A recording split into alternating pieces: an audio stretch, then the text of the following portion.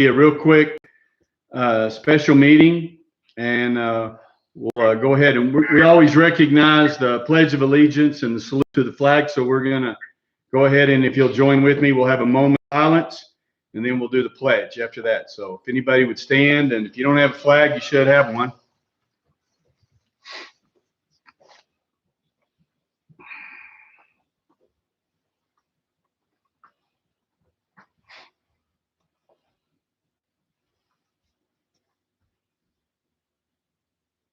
Pledge. I pledge allegiance to the flag of the United States of America and to the republic for which it stands, one nation, under God, indivisible, with liberty and justice for all. I salute the flag of the state of New Mexico, the Zia symbol of perfect friendship among united cultures. Okay, we will have a here in the council chambers, we have Councilor Letterman. We have Village Manager Dodge. Of course, you can hear Jeff, our IT guy. And we have our Village Clerk, Irma Devine, here present. In person in the Village Manager's office, we have Councilor Jackson. We have Deputy Manager Ron Senna. In the Capital Projects office, we have Councilor Coughlin, Councilor Cornelius, Councilor Eby, and our attorney, Zach Cook. And on the telephone, we have Mayor Pro Tem Councilor Salas. Roll call, please, ma'am. Mayor Crawford. Here. Councilor Jackson. Here. Councilor Coughlin. Here. Councilor Cornelius. Councilor Cornelius. I am not in here with us. Uh-oh, he's not here. John? I think Ron's calling him. Ron's on the phone. He said here. Okay, he's on the phone. Yes, he's running a little late, so. Okay. Thank you. Councilor Salas. Here. Councilor Letterman. Here. Councilor Eby. Here. All right, we'll get to going. And what this is about is I signed an executive order about reopening Ruidoso, and it had to go along with the regional plan that I see a lot of participants to this meeting had a hand in, and a lot of the municipalities, our hospital, the school system. We just felt like it was time to get started so that the downtown businesses would have some sort of operating guideline to go, because as everyone saw last weekend, people were opening, but they were still kind of doing business as usual, and were not adhering to the safety guidelines that we had all set out and that the governor has approved. So it's on our website, ruidoso-nm.gov. You can get a hold of it on our Facebook post, but there's copies of it everywhere. And we just wanted to get it in the hands of the people in the community, mainly the business people, so that they can start training their employees and then hopefully educate the customers that are coming in this weekend. So we've gone that route. We had today village employees in yellow shirts, masks, going through Midtown, talking to business owners, anybody that was down there about safety procedures, handing out bags with PPE.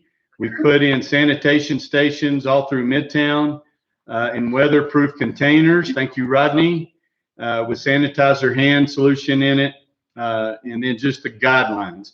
So we're trying to get people, ready to act and act safely, and that's what this is all about. So I'd ask the council to go ahead and ratify that so that we can have a united front with this. I know we're talking to the governor. She's slow in some areas, and we're just trying to move it along as best we can to get open, and then hopefully we'll get back to our new normal. Does anybody, I just need a motion, and then we can have a second discussion. And if anybody wants to put in their 2 cents, can we recognize them up here? Yes. Okay. Yes, sir.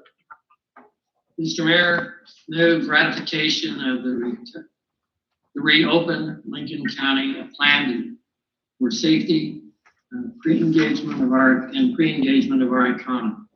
I second it. Okay, we have a motion and a second. Do we have any discussion from the council?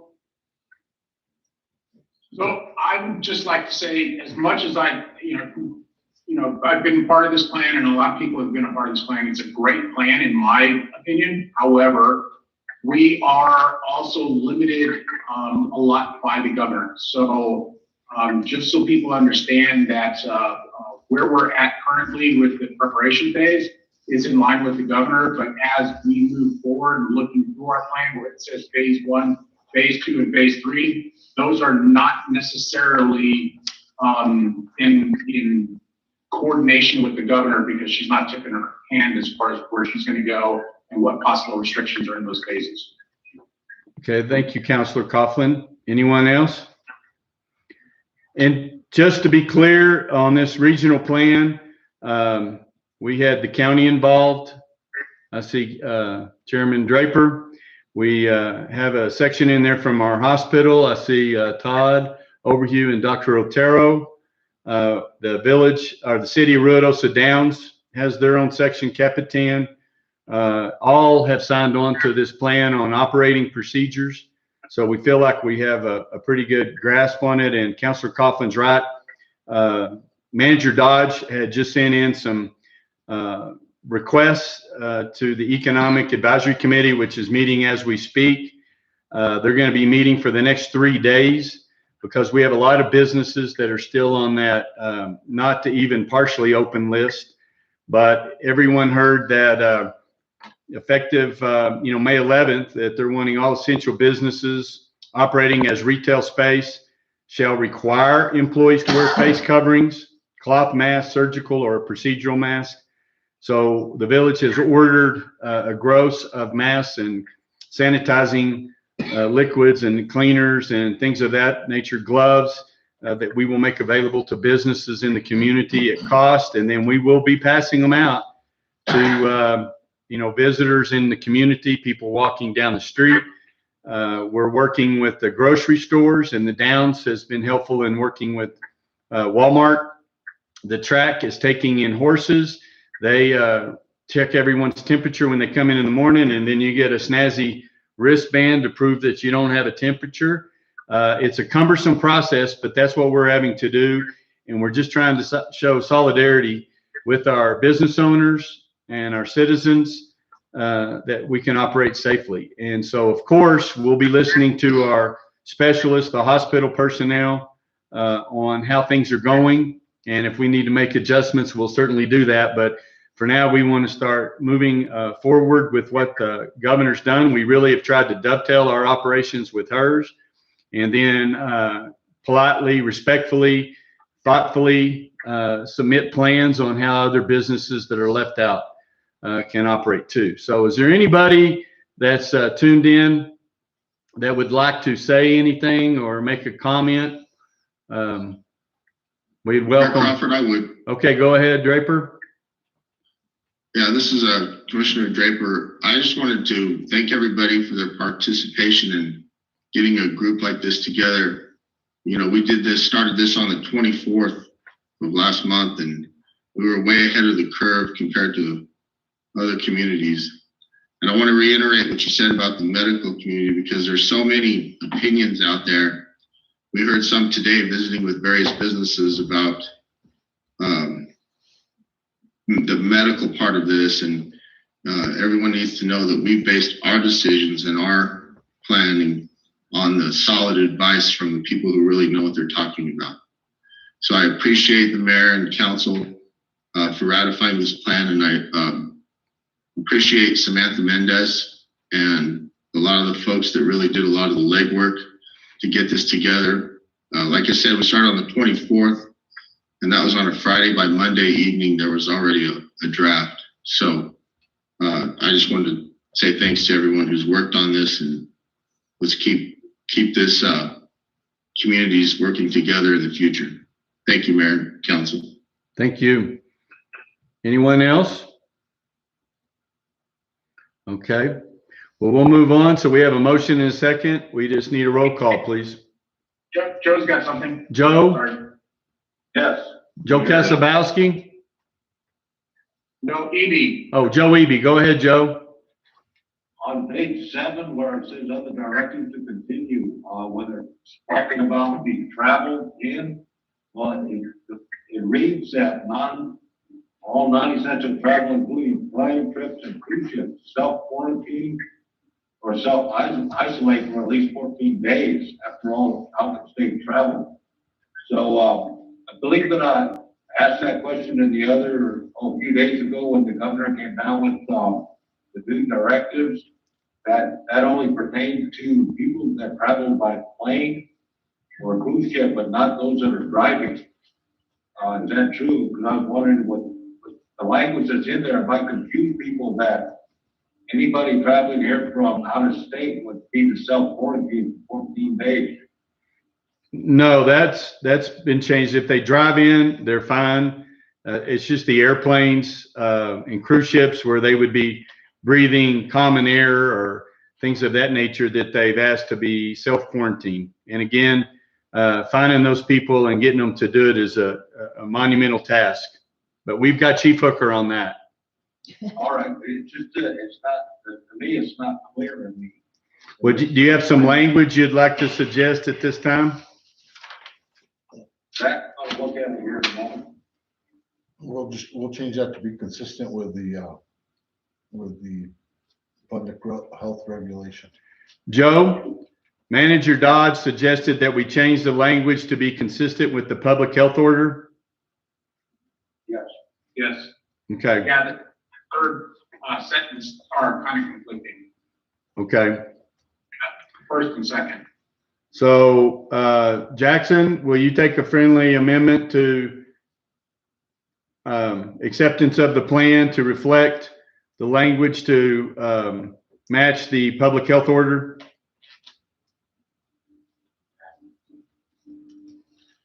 Dr. Jackson. Mayor, in addition, we had an addition on the hot tubs under short-term rentals That's been accepted. that's been drafted, so. And if anybody read the document, and I hope you all did, there's a sentence in there that states that this is a living document because things change hourly. In fact, I was just notified that on the short-term rental language that we've sent in, they've authorized swimming pools to be open. We have chosen to keep ours open, closed at this point, but the swimming pools are acceptable. And so there's language that has been drafted into that portion at the state to reflect hot tubs. And then the official safety measures that go with that. So it will be changing, updating, and then as other businesses are allowed to open, there will be specific sections added. And Mayor, that section is consistent with the CDC guidelines. And I should just let Tim Dodge talk. Go ahead. Mayor, the section that's been drafted and added to the short-term rentals is consistent with the CDC guidelines. Did everyone hear that? Okay. Yeah. Okay. So, Irma, do we need anything to reflect these changes or just accept the document as is because it notates in the document that it will be changing? Okay, that's all we need. So we have a motion and a second. Just roll call, please. Yes, sir. Counselor Jackson? Counselor Jackson? Jackson. Be muted. Oh, No, he just muted. Ask Ron to go over there. Ron, could you go over and knock on Jackson's door? One right behind, below Becky. He's in there with Ron. Oh, he's in there with Ron. There you go. Now they're unmuted. Okay. Dr. Jackson?